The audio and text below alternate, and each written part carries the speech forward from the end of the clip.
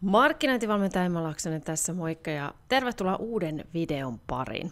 Tänään mä aloitan uuden videosarjan nimeltään Palautetta sisältömarkkinoinnista.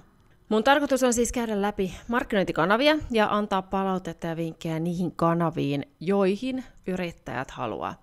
Näissä videoissa mä käyn läpi muutaman tärkeimmän jutun ja annan vinkkejä, joilla sitä kanavan toimivuutta voi parantaa.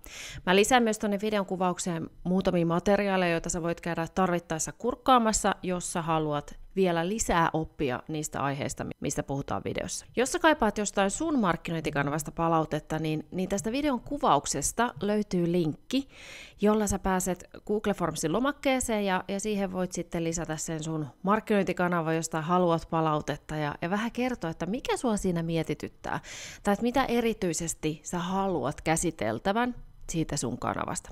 Se voi olla somekanava, nettisivut, ihan mikä vaan on sulle olennaisin tällä hetkellä ja johon kaipaat ideoita ja vinkkejä. Tänään ja tässä mun ensimmäisessä palautevideossa mä käyn läpi Laura Meriläisen Instagram-tiliä.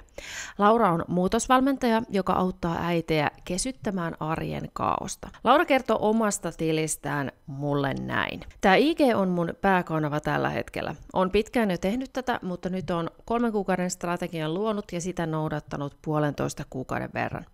Lempeä äiti on mun brändi ja on yrittänyt luottamusta kasvattaa ja pikkuhiljaa enemmän ruvennut omia juttuja markkinoimaan. Mulle ei sovi aggressiivinen markkinointi, mutta tiedostan, että sitä on liian vähän. Eli tänään nyt sit Lauran tilin kohdalla keskitytään siihen brändiin ja myynnin tekemiseen. Mutta ennen kuin mä lähden käymään tätä Lauran tiliä läpi, niin yksi juttu. Jos sulla tulee mieleen jotain vinkkiä tai ideaa Lauralle tässä videon aikana, niin kommentoi ihmeessä ja kerro se sun oma palaute, koska siitä on ihan varmasti Lauralle hyötyä. Jos sä haluat käydä tarkemmin Lauran tiliä läpi, niin mä laitan linkin sulle tuohon videon kuvaukseen, niin voit sieltä käydä sitten klikkaamassa itsesi Instagramin puolelle. Okei, lähdetään liikkeelle. Mun mielestä Lauran tilistä näkee sen, että tähän tiliin on panostettu. Mä tiedän, että Lauralla on ollut tämä tili jo pidemmän aikaa, mutta jos jonkunlainen strategia on ollut käytössä vasta 1,5 kuukautta, niin tosi hyvältä näyttää.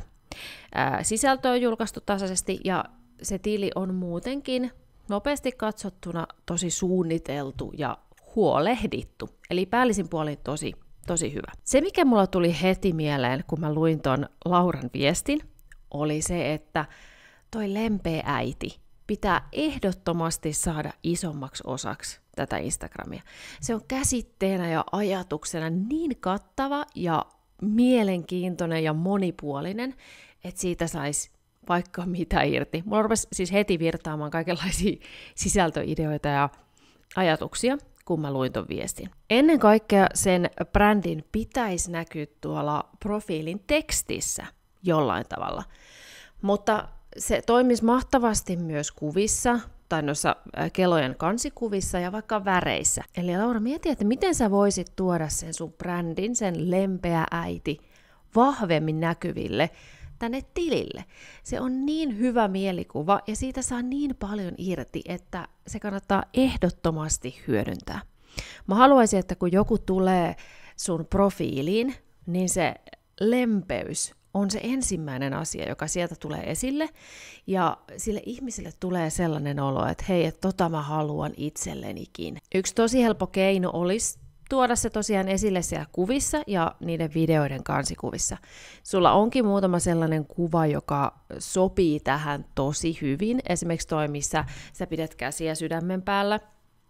Eli mä uskon, että tämä ei välttämättä ole sulle kovin vaikea homma, koska mä luulen, että sulla on itselläkin aika hyvä käsitys tästä, että mitä se lempeys tarkoittaa. Mutta se, että sä saisit sinne kuviin niitä lempeitä kuvia ja sitten se profiilin teksti myös, nosta se sinne. Se on mun ensimmäinen ja ehkä se isoin vinkki tänään. Mun mielestä toi brändi pitää ehdottomasti saada paremmin näkyville ihan sinne tilille. Mutta kertokaa, mitä mieltä sä oot. Onko se sellainen juttu tai ajatus tai käsite, joka sun mielestä pitäisi paremmin näkyä siellä Lauran tilille? Mennään sitten eteenpäin. Mun mielestä Laura pyytää tosi hyvin ja aktiivisesti ihmisiä toimimaan. Eli hän kysyy kysymyksiä ja pyytää kommentoimaan tai kertoo mini-workshopista. Mutta kuten Laura itsekin sanoi, niin niistä myynnillisyyttä voisi kyllä lisätä. Eli jos mietitään niitä sisällön eri tehtäviä, niin sisällön tehtävähän on lisätä näkyvyyttä, sitouttaa potentiaalisia asiakkaita sun yritykseen, löytää niitä ostamisesta kiinnostuneita eli liidejä ja lopulta sit saada ostamaan se palvelu, mikä sulla on. Ja Laura tekee todella hyvin suurimman osan näistä, eli sen näkyvyyden, sitouttamisen ja liidien keräämisen, mutta täytyy muistaa myös varmistaa, että tekee sitä myyntiä. Yksi juttu, mitä mä en välttämättä osaa sanoa nyt pelkästään tämän Instagramin perusteella, on se, että onko Laura Instagram myös sun myyntikanava? Sä oot muutamassa postauksessa vinkannut siitä sun mini-workshopista, eli sä keräät siis jonkunlaista sähköpostilistaa. Eli teetkö sä myyntiä siellä sähköpostilistalla? Koska se jää mulle vähän epäselväksi tämän pelkän Instagram-perusteella, että missä sä teet sen myynnin. Koska nythän siellä on, niin kuin katsoin muutaman postauksen taaksepäin tai ehkä 10 postausta taaksepäin, niin siellä on ehkä 1 tai 2 myyntipostausta ja sitten sitä mini-workshoppia on jopa enemmän. Eli sitten vähän herää sellainen kysymys, että teetkö sä sitä myyntiä kuitenkin sitten jossain muualla? Koska sen päämarkkinointikanava ja pääasiallinen myyntikanavahan ei välttämättä tarvitse olla samoja. Se täytyy vain ehkä niinku itselle olla selkeää, että missä mitäkin tapahtuu ja tavallaan hahmottaa se omien kanavien suhde toisiinsa, niin sitten sä pystyt itsekin hallitsemaan sitä markkinointia ja myyntiä paremmin. Että sä tiedät, että hei, että tämä kanava on tätä varten ja toi kanava sit jotain muuta varten. Jos nyt on tarkoitus tehdä myyntiä pääasiassa siellä Instagramissa, niin sit sä varmistat vaan itsellesi, että sulla on vaikka nyt sit se 20% sitä myynnillistä sisältöä. Ja jatkat niiden näkyvyyttä tuovien ja sitoutumista ja liidejä aikaansaavien sisältöjen tekemistä ja lisäät sinne mukaan sit niitä mainoksia. Et toinen vaihtoehto on se, että Instagramissa hoidat tavallaan sen näkyvyys- ja sitouttamissisällön, mutta myynti tapahtuu muualla, esimerkiksi siellä sähköpostissa. Eli sen mini-workshopin avulla siirrät ne potentiaaliset asiakkaat, eli liidit sinne sähköpostin puolelle ja sitten teet siellä sen myynnin. Eli nyt vaan otat sen myynnin mukaan sinne omaan sisältöön ja mietit vähän tarkemmin, että missä sä sitä myyntiä teet ja sitten toteutat sitä. Puhutaan vielä lopuksi siitä pehmeämmästä myynnistä, joka Laurallakin oli toiveena. Myyntihän koetaan joskus tosi tyrkyttävänä tai tuputtavana, ja siksi sitä ei ole kauhean mukava tehdä, ja sitten tietysti sitä ei myöskään tehdä kauheasti. Mutta on paljon keinoja, joilla pystyy vähentämään sitä puhtaan myymisen tarvetta, ja vähentämään sitä tarvetta niin kuin asiakkaan vakuuttamiseen. Lauran tilin tapauksessa siellä on tosiaan se näkyvyys ja sitoutuminen ja liidien kerääminen hyvällä tasolla. Jos Instagram-tili on se, missä sä haluat sitä myyntiä tehdä, niin tässä on muutama juttu ihan niiden myynnillisten sisältöjen lisäksi, joilla mä lähtisin tehostamaan sitä myynnin tekemistä. Ensimmäinen juttu on konkretian lisääminen. Laura on tosiaan tehnyt tosi hienoa työtä tilillään niissä sitouttavissa ja samaistuttavissa postauksissa, jotka kuvastaa sitä, miten arki vyöryy päälle. Täällä on esimerkiksi keloja siitä, että miten ei saa kahvia juotua rauhassa tai kuinka joutuu toistuvasti nostamaan lasta pois pöydän päältä ja tällaisia tosi konkreettisia esimerkkejä. Mutta sitä samaa konkreettisuutta mä kaipaan sinne myynnillisten puolelle.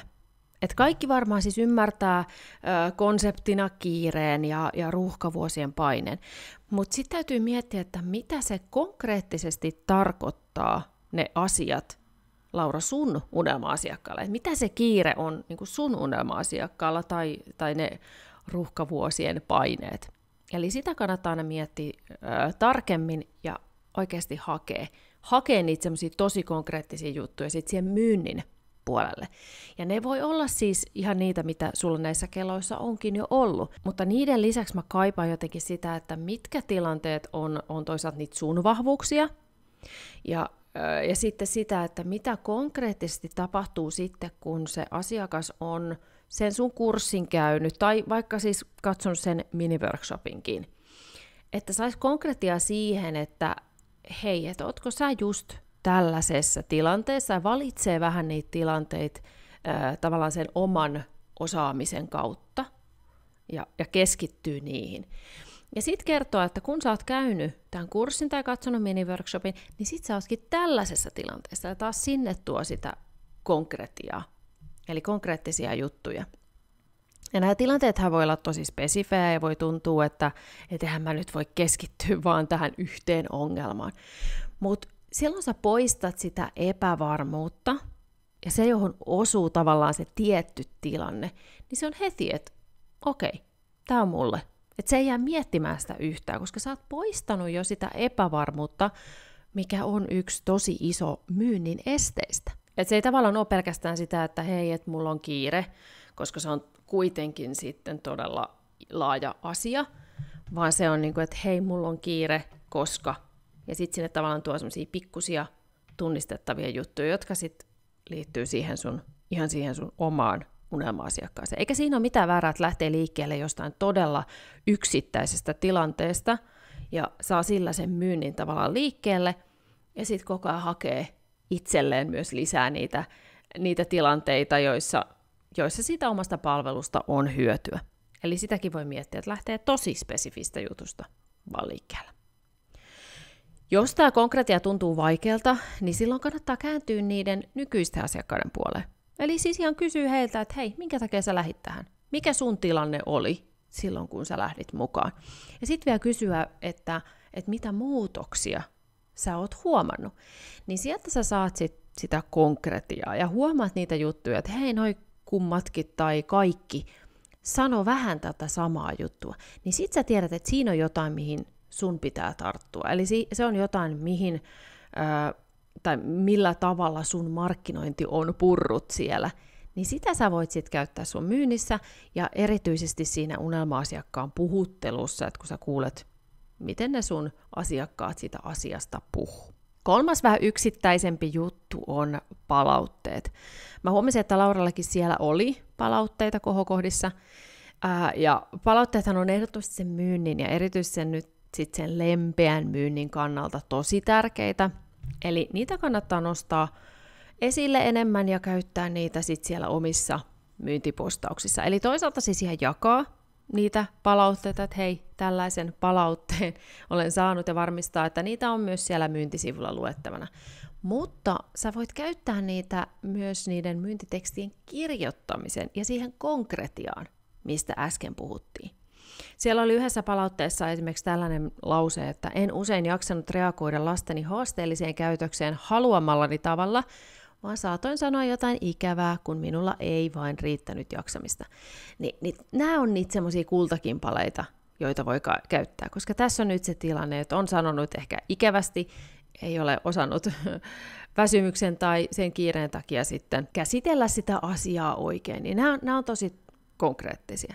Ja sitten tässä oli vielä toinenkin palaute. Olen rauhallisempi, uskallan sanoa ei, pysyn päätöksissäni, selkeästi helpompi asettaa rajoja, yritän ajatella positiivisemmin asioista. Niin tästäkin saa oikeasti tosi hyviä semmoisia niin kuin konkreettisia juttuja itselleen sinne markkinointiin. Ja siihen, että sä pystyt kertomaan se, että mikä se muutos sillä sun asiakkaalla on ollut. Jos sulla on näitä palautteita ja sitten sä vielä juttelet erikseen ihan niiden asiakkaiden kanssa ja saat heiltä ajatuksia, niin käytä niitä siinä myynnissä. Koska vaikka kaikki ajattelee, että hei, että ainoastaan mulla on nyt tämä ongelma, niin sehän ei ole totta. Että jokaisen kokonaistilanne on aina yksilöllinen, mutta ne yksittäiset tilanteet ja haasteet on usein aivan niitä samoja. Ja niiden palautteiden avulla sä voit tuoda esille sen, että hei, että tämäkin ihminen on ollut ihan samassa tilanteessa ja sitten sen palvelun avulla on saanut apua. Tähän omanlaiseen ja itselleen sopivaan myyntiin liittyen, ja koska mä tiedän, että Laura on mun sisällön sisäpiirissä mukana, niin sanon, että sisällön sisäpiiristä löytyy 3 videon kurssi nimeltään Sinun myyntisi. Niin se on tarkoitettu juurikin niihin tilanteisiin, joissa se myynti tuntuu vaikealta, niin käy katsomassa se videosarja ja mieti sitä asiaa vielä, niin sä löydät niitä sulle sopivia tapoja myydä ja ehkä vähän sit suhtaudut eri tavalla siihen ylipäätään. Lisäksi sisäpiiristä löytyy myös opas palautteista, eli sä voit käydä lukemassa, että millä kaikilla tavoilla sä voit hyödyntää palautteet sun markkinoinnissa ja miten keräät niitä tehokkaasti. Siellä käsitellään myös sitä, että miten sä tavallaan kysyt oikeanlaisia kysymyksiä siinä kun pyydät palautetta, että sä saat itsellesi sellaisia vastauksia, joista on oikeasti hyötyä. Eli tavallaan siellä on niitä kysymyksiä, mitä kannattaa kysyä niissä omissa palautelomakkeissa, jotta ei tule sitten semmoisia, että no, palvelu oli kiva tai tämä toimi hyvin, vaan se, että sä saat ne ihmiset kertomaan niitä oikeita juttuja. Eli siinä on nyt ihan pari nopeata materiaalivinkkiä Lauralle sisällön sisäpiiristä. Mä laitan tähän videon alle linkkejä sellaisiin mun materiaaleihin, jotka liittyy näihin aiheisiin, joita tänään on käsitelty. Ja siellä on siis paljon maksuttomiakin linkkejä, eli kaikki pääsee hyötymään niistä. Tässä oli nyt mun isoimmat vinkit Lauran Instagramiin. Mitä mieltä sä oot Lauran Instasta ja onko sulla jotain vinkkejä ja ideoita Lauralle?